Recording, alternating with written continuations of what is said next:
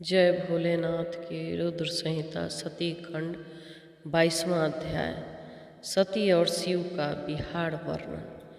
ब्रह्मा जी बोले, किसी समय वर्षा ऋतुओं में जब महादेव जी कैलाश पर्वत के शिखर पर विराजमान थे, उस समय सती शिव जी से कहने लगी। सती बोली, हे देव देव महादेव, हे शंभु, हे मेरे प्राण वल्लभ, हे नाथ, मेरे वचन को सुनिए और हे मानद सुन करके उसे कीजिए। हे नाथ, यह परम कष्टदायक वर्षा काल आ गया है। यहाँ अनेक वर्ण के मेघों के गर्जन से आकाश तथा दिशाएं व्याप्त हो गई हैं। कदम के पराग से समवंतित जल बिंदुओं का लेकर बहने वाली मनोहरणी तथा तीव्र गति वाली वायु प्रवाहित हो रही है। इस वर्ष काल में जल समूह की धाराओं से वृष्टि करते हुए तथा चमकती हुई बिजली की पताका वाले इन मेघों की गर्जन के कारण किसका मन भी क्षुब्ध नहीं हो जाता। बिरही जनों को दुखदाई कर देने वाला यह वर्षा काल महाभयानक है। इस समय आकाश के मेघाच्छन्न होने के कारण दिन में न तो सूर्य का दर्शन हो पा रहा है, न ही रात्रि में चंद्रमा ही दिखाई पड़ता। इस काल में दिन भी रात्रि के समान ही प्रतीत हो रहा है। प्रचंड वायु के झोंकों के कारण मेघ शब्द करते हुए आकाश में कहीं भी स्थिर नहीं हो पा रहे हैं। हे शंकर, ये मेघ ऐसे प्रतीत हो रहे हैं जैसे अभी लोगों के सिर पर गिर जाएंगे। हे शंकर, हवा के वेग से बड़े बड़े वृक्ष आकाश में नाचते हुए प्रतीत हो रहे हैं। ये कामी जनों के लिए सुख देने वाले तथा भीरू जनों का भयभीत करने वाले हैं। काले तथा चिकने बादलों वाले आकाश के ऊपर उड़ती हुई बक पंक्ति यमुना नदी के ऊपर बहते हुए फेन जैसी प्रतीत हो रही है। हे इस काली रात्रि में बादलों में छिपा हुआ यह चंद्रमंडल समुद्र के प्रदीप्त हुई वाग्नि के समान प्रतीत हो रहा है। हे विरूपाक्ष, इस मंदराचल पर्वत शिखर के प्रांगण में वर्षाकालीन घासें उगाई है, फिर अन्य स्थानों की चर्चा ही क्या करूं। मंदराचल पर आश्रय ग्रहण करने वाले इन काले श्वेत तथा रक्त वर्ण के मेघों से यह विशाल हिमालय यह प्रतीत हो रहा है जैसे पत्तों से पूर्ण दुग्ध का समुद्र हो। श्री शोभा सभी वृक्षों को त्याग कर केवल विषमता से किंसुक वृक्षों को शोभित कर रही है। जिस प्रकार महालक्ष्मी कलयुग में सज्जनों को त्याग कर सभी ऊंचे नीचे पुरुषों को प्राप्त होती हैं, मंदराचल पर्वत के शिखर पर वास करने वाले बादलों के शब्द से हर्षित होकर मोर वन में अपनी पीठ दिखाकर नृत्य कर रहे हैं। मेघों के लिए उत्सुक इन चातकों की मधुर ध्वनि इस वर्षा काल में सुनाई पड़ रही है। पथिक गण तीव्र जल वर्षा के कारण रास्ते में होने वाली थकान को दूर कर रहे हैं। हे शंकर, मेरी देह पर मेघों द्वारा ओले गिराए जाने से उत्पन्न हुई इस दुर्नीति को देखिए, जो अपने अनुगामी मोर तथा चातकों पर भी उपल की वर्षा कर उन्हें ओलों से आच्छादित कर रहे हैं। हे ग्रीस, मोर तथा सारंग भी अपने मित्र बादल से पराभाव को प्राप्त कर दूर होने पर भी हर्षपूर्वक मानसरोवर की ओर चले जा रहे हैं। हे सदाशिव, इस विषय परिस्थिति में केवल आपको छोड़कर कौवा और चकोर पक्षी भी अपना घोंसला बना रहे हैं। अब आप ही बताइए, घर के बिना आप किस प्रकार शांति प्राप्त करेंगे। हे पिनाकधारी, मुझे भी मेघों से बहुत बड़ा भय उत्पन्न हो गया है, इसलिए मेरे कहने से निवास के लिए शीघ्र ही घर बनाने का प्रयत्न कीजिए। हे वृषध्वज, आप कैलाश पर्वत पर, हिमालय पर अथवा महाकोशी पर या पृथ्वी पर अपनी योग्य निवास स्थान बनाइए। ब्रह्मा जी बोले, हे नारद, इस प्रकार दक्ष कन्या सती के द्वार बार बार कहे जाने पर शिव जी अपने सिर पर स्थित चंद्रमा के प्रकाश पुंज के समान उज्ज्वल मुख से हंसने लगे। तदंतर मुस्कुराहट के कारण खुले ओठों वाले वे सर्व तत्व ज्ञाता महात्मा परमेश्वर महादेव जी सती को प्रसन्न करते हुए कहने लगे। ईश्वर बोले, हे मनोहरे, हे मेरी प्रिय, तुम्हारी प्रीति के लिए मैं तुम्हारे रहने योग्य निवास स्थान उस जगह पर बना दूंगा जहाँ मेघ कभी भी नहीं जा सकेंगे। हे मनोहरे, वर्षा काल में भी ये मेघ हिमालय पर्वत के मध्य भाग के नीचे घूमते रहेंगे। मैं उसी प्रकार हे देवी, ये मेघ इस कैलाश पर्वत के नीचे ही नीचे घूमते हैं, कैलाश पर्वत के ऊपर नहीं जाते हैं। पुष्कर, आवर्तक आदि मेघ भी जम्बू के मूल भाग पर ही रह जाते हैं। ये जम्बू के ऊपर रहने वाले सुमेरु पर्वत के शिखर पर नहीं जाते।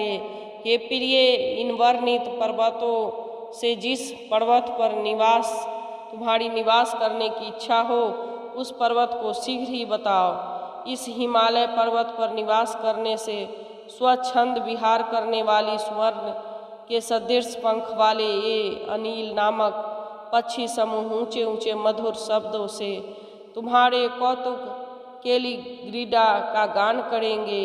सीधों की कमनीय स्त्रियां मणियों के द्वारा कूटकर बनाई गई इस हिमालय की भूमि पर स्वेच्छा विहार काल में कौतुक से तुम्हारे बैठने के लिए आसन का निर्माण कर स्वच्छ पृथ्वी को तुम्हारे लिए अर्पण करेंगी और अनेक प्रकार से फल फूल मूल आदि लाकर देने की इच्छा करेंगी। नाग कन्याएं, पर्वत कन्याएं एवं तुरंगमुखी किन्नरियां, ये सभी मन को मोहने वाले अपने हाव भाव से सदैव तुम्हारी सहायता करेंगी। तुम्हारे इस अतुल्य रूप तथा मनोहरी मुख को देखकर वहाँ की स्त्रियां अपने पति के लिए मनोहर लगने वाले शरीर, अपने रूप तथा गुणों को धिक्कार करेंगी तथा तुम्हारी ओर निरंतर देखती रहेंगी। पर्वतराज हिमालय की पत्नी मेनका, जो अपने रूप तथा गुण से त्रिलोक में विख्यात है, वो भी तुम्हारे मनोकूल ऐश्वर्य आशीर्वाद का प्रार्थना से तुम्हें प्रसन्न करना चाहेगी। हे गिरजा से वंदना की योग समस्त पुरजन तुम्हें प्रसन्न करने का सदा प्रयत्न करेंगे, और यदि प्रयत्न उदार रूपा तुमको कभी शोक हुआ तो ये लोग तुम्हारे को शिक्षा देंगे तथा अपने गुणों को प्रसन्न रखेंगे, गुणों से प्रसन्न रखेंगे। हे प्रिय, कोकिलों के विचित्र मधुर आलापों से परिपूर्ण कुंज समूह से आवृत स्थान में, जहाँ बसंत की उत्पत्ति का स्थान है, क्या तुम उस स्थान में जाना चाहती हो जहाँ विविध प्रकार के अनेक तालाब सैकड़ों कमलिनियों से संबंधित शीतल जल से परिपूर्ण है, जहाँ अश्व, हाथी तथा गौओं का निवास है। हे देवी, वहाँ सभी प्रकार की कामनाओं को प्रदान करने वाले कल्प संज्ञक वृक्षों से घिरे हुए सुंदर मनोहारी पुष्पों तथा हरे भरे नवीन घास के मैदानों को प्रफुल्लित नेत्रों से देखना।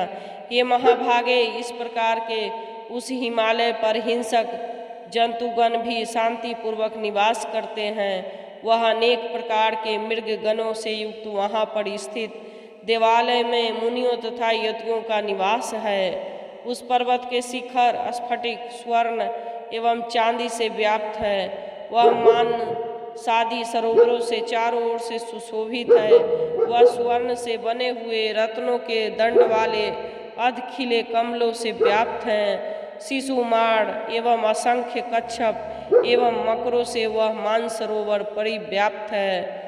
वह मनोहर नील कमलों तथा उत्पल कमलों से शोभित है। हे देवेशी, वह कमल पुष्पों से गिरते हुए सुगंधित कुकुमों से व्याप्त है। गंधों से समन्वित स्वच्छ जलों से मानसरोवर पूर्ण है। मानसरोवर का तट हरे भरे ऊंचे एवं नवीन घास वाले भूमि भाग से सुशोभित है। यहाँ के खाटों के वृक्ष इस प्रकार प्रतीत हो रहे हैं जैसे आपकी शाखा को हिलाकर नृत्य कर रहे हों। अपनी इच्छा के अनुसार अनेक प्रकार के रूप धारण करने वाले देवताओं, 600 एवं मतवाले चक्रवाकों से मानसरोवर सुशोभित हो रहा है। परम आनंद को प्राप्त करने वाली भंवरों की मधुर शब्दों से गुंजित वह मानसरोवर महान उद्दीपन करने वाला है। मेरु पर्वत के ऊंचे शिखर पर इंद्र, कुबेर, यम, वरुण, अग्नि, निवृत्ति, आयु, वायु तथा ईशान की पुड़ियाँ हैं, जहाँ देवताओं का निवास स्थान है।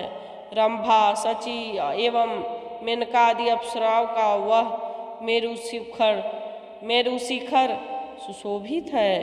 हे देवी, क्या तुम उन समस्त पर्वतों के राजा तथा पृथ्वी के सारभूत महारम्य सुमेरु पर्वत पर विहार करना चाहती हो?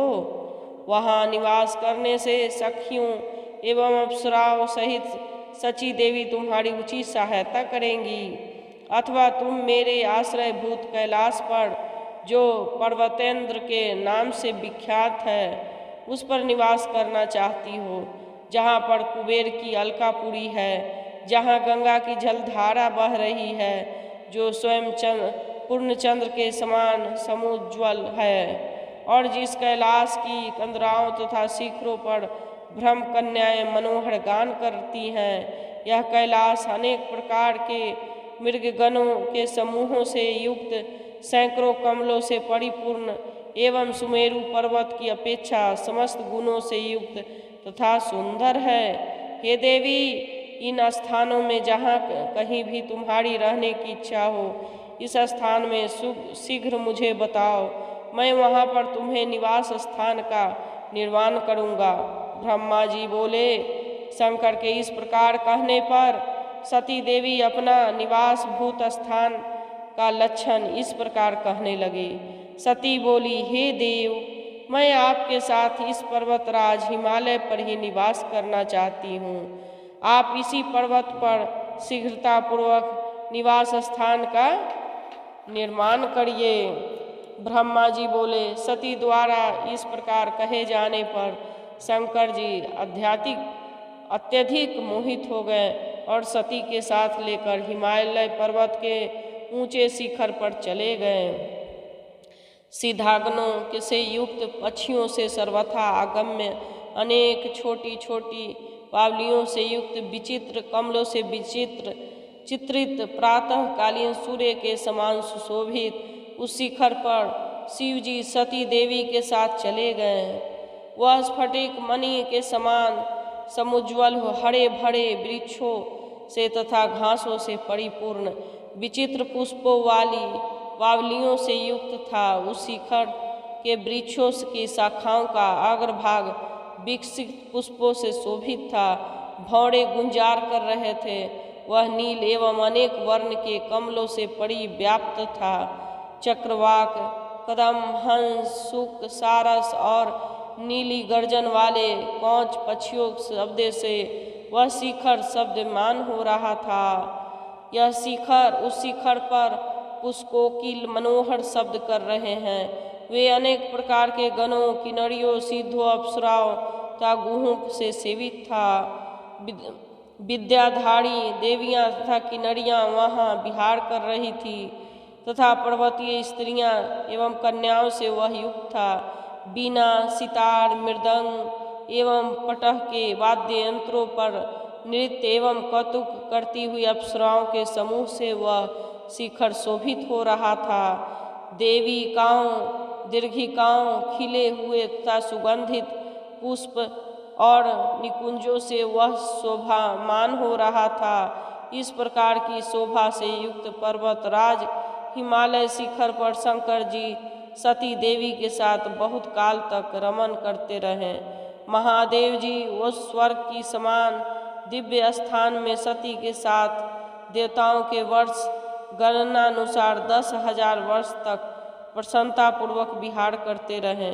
वे कभी भी उस स्थान को छोड़कर सती के साथ किसी दूसरे स्थान पर चले जाते थे और कभी देवी देवताओं से व्याप्त मेरु शिखर पर चले जाते थे।